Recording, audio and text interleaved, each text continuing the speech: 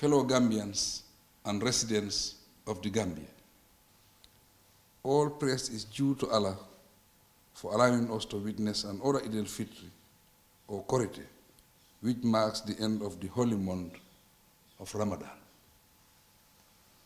We are particularly thankful that Allah has granted us the health and ability to fulfill the religious obligation of fasting the entire month as prescribed for all believers. As much as there is cause for happiness and celebration, it is worth remembering that there are many people, both at home and abroad, who are either in hospital, hungry, or in devastating situation. They are not blessed enough to celebrate this important Muslim feast. Thus, we must feel for them and pray for their recovery. As Islam teaches, the month of Ramadan comes with lessons and experience to strengthen our relationship with God, guide us in our daily lives, and enable us to improve on our interpersonal relations with one another. It is a month that reinforces faith and encourages charitable acts such as helping the less privileged, showing empathy for those in pain, and acting generously towards family, friends, and neighbors. I have noted with deep appreciation that there are lots of organizations and philanthropies who reach out generously to those in need. We thank them immensely. This year, the month of Ramadan coincided with the outbreak or persistence of conflict in certain parts of the world. Like the pandemic, the Russia-Ukraine war, for example, continues to have a negative impact on the global economy.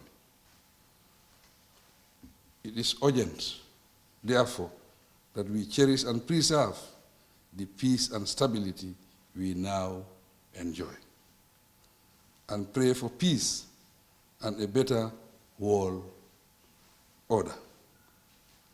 Despite the unfortunate situation we may find ourselves in, we must continue to be steadfast in faith and engage in acts of kindness and forgiveness.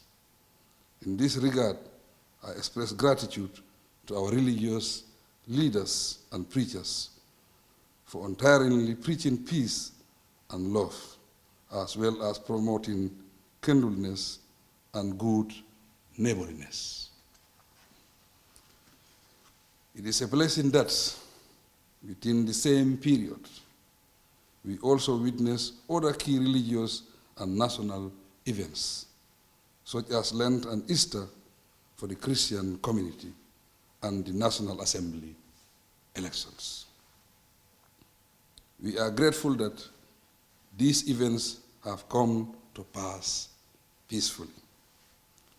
But we cannot afford to relent in doing all it takes to sustain the peace and stability in our country and maintain cordial relations with our neighbors. Fellow Gambians and residents of the Gambia, peace is priceless. The recent conflict in the Casamance region of Senegal displaced many families and communities. This has impacted gravely on communities in parts of Fonyi on Gambian territory. For example, schools have been disrupted, families separated, and property destroyed. As good neighbors with the Republic of Senegal, I am constantly in touch with my brother, President Macky Sall, to ensure that peace prevails in the region.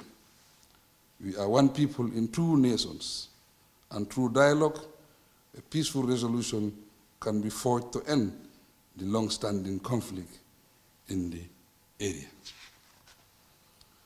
As we celebrate Eid-Ul-Fitr, let us take time to forgive, reconcile, and be merciful to one another. We need to exercise restraint and extend kind gestures to all, be they in politics or other walks of life, families or neighbors. Fellow Gambians and residents of the Gambia, I am sadly aware of the price hikes and the resulting challenges posed to families. In response, my government has taken steps to cut down on expenditure and subsidize the price of fuel to ease the hardship arising from the ever-increasing price of fuel on the world market. These are temporal government measures, so I call on all Gambians to engage in more sustainable strategies, including intensifying agriculture for local consumption. Out of necessity, we have to minimize our reliance on imported essential food commodities as much as we can. The surest way to achieve this is to get serious about farming. Fellow Gambians, there is also growing concern on the impact of the world economy on migration. Illegal migration in particular is more challenging today than it has ever been, and its consequences are regretfully serious. With indifference, developed countries continue to close their borders to irregular migrants. Such unfortunate global developments reduce prospects of success in the developing world. It is necessary, therefore, to accept that although we cannot stop illegal migration completely, we must look inward for alternatives and opportunities to make life at home better. Here in the Gambia, COVID poses a serious threat to the tourism sector. For this reason, it is time we revisit our strategies and options to sustain livelihoods. We are blessed with natural resources. For example, we have the land, the sea, and a youthful population to exploit.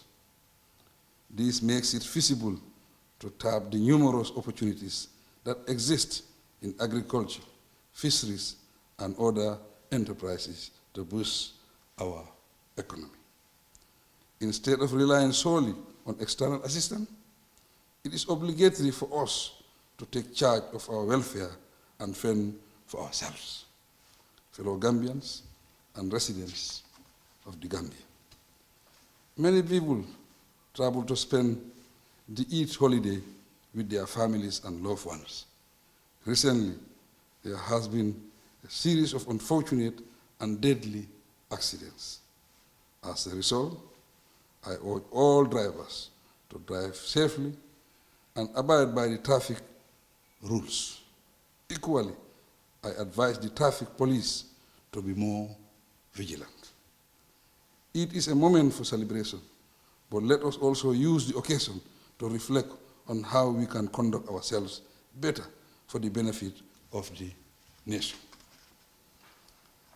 Let us hold on to our values and good ethics to guide the younger generation, remembering that the better we conduct ourselves and embrace one another, the brighter our prospects of a happier and more fulfilling life. I wish you all a very blessed and memorable Eid-Ul-Fitr, and I pray that we witness many more in the years ahead. I thank you for your kind attention.